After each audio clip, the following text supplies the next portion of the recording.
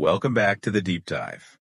Today we're tackling a truly iconic structure, the Great Wall of China. Absolutely. It's one of those landmarks everyone knows or thinks they know. Exactly.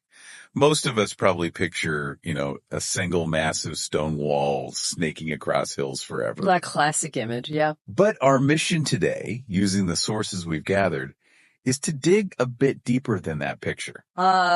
We want to uncover maybe some surprising reasons it was built, look at functions beyond just defense, and really understand its legacy. Sounds great. There's a lot to unpack there. Okay, so let's start with that basic image. It's not just one long ribbon. What do our sources tell us it really is? Well, that's the crucial first point. It's much more complex. Think of it less as a wall and more as a vast system. A system. Yeah, a whole series of walls, fortifications, trenches, built over a huge span of time. Right, not all at once. Exactly. And made from all sorts of materials, stone in some places, sure, but also brick, tamped earth, even wood.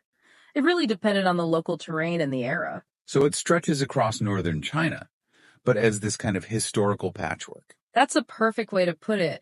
A patchwork demonstrating some pretty incredible adaptive engineering over centuries. Adaptive engineering, I like that.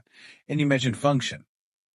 Most people just think keep the invaders out. Was it really that simple? Well, that was definitely a major purpose, especially early on, defending against nomadic groups from the north, like the Xiongnu or later the Mongols. Okay, the military defense aspect. But that's not the whole story. Our sources show it evolved. It became almost like a communication network. Communication. Using fire and smoke signals from the watchtowers. They could relay messages across vast distances incredibly quickly for the time. Almost an ancient internet, in a way. Wow. Okay, that's fascinating. And it wasn't just about defense. It was also vital for border control. Like customs and immigration. Precisely. Regulating trade along routes like the Silk Road, managing who came in and out. So it has significant economic and social roles, too. So not just keeping people out, but managing who comes in, managing trade. That adds a whole other layer. It really does. Now, let's talk scale, because the numbers in our sources are just staggering. Over 21,000 kilometers, is that right? That's the estimated total length of all its branches combined. It's hard to even comprehend. 13,000 miles. Yeah. And how wide are we talking? On average, maybe 4 to 5 meters wide. And the height could reach up to 7 or 8 meters in key sections. The sheer amount of human effort. No. Millions of people, right? Yeah. Soldiers, peasants, prisoners. Generations of lives. It really makes you pause. And this wasn't, a quick project. No, definitely not. You mentioned it was built over centuries. That's key. The very earliest fortifications that were later incorporated date back maybe to the 7th century BCE. Way back.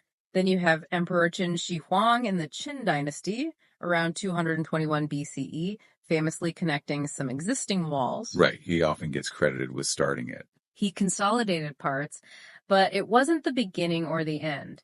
Many of the most famous sections, the ones people often visit today, the impressive stone and brick parts, those were largely built or heavily reinforced much later during the Ming Dynasty between roughly 1368 and 1644. So a project spanning millennia, really.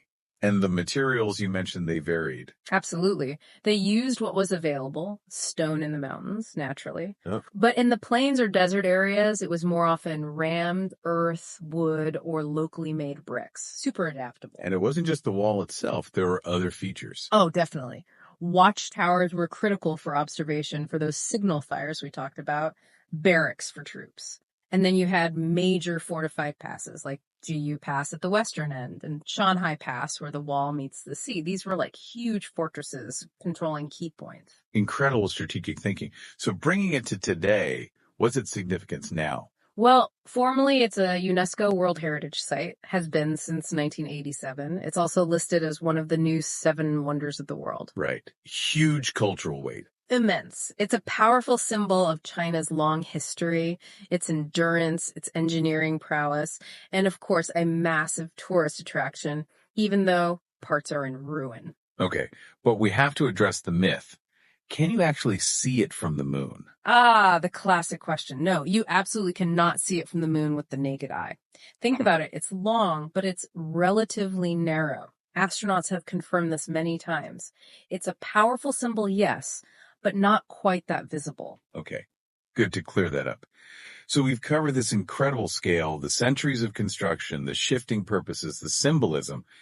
When you boil it all down, what's the main takeaway from this deep dive? For me, it's the sheer complexity behind the simple name Great Wall. It represents this monumental, multi-generational human effort, this blend of defense, communication, control. Yeah, far more than just a barrier. Exactly. And its endurance, even with sections crumbling, is pretty remarkable. It speaks volumes about the past. Which leads perfectly into that final thought for our listeners. Right. This raises, I think, an important question for all of us. When we look at structures like this, built by so many hands over so much time, what does something like the Great Wall truly reveal about human resilience, about strategic thinking, but also about that constant age-old tension between the need for protection and the desire or necessity for connection with the wider world? How do we balance those things today? Thank you for watching. Please subscribe.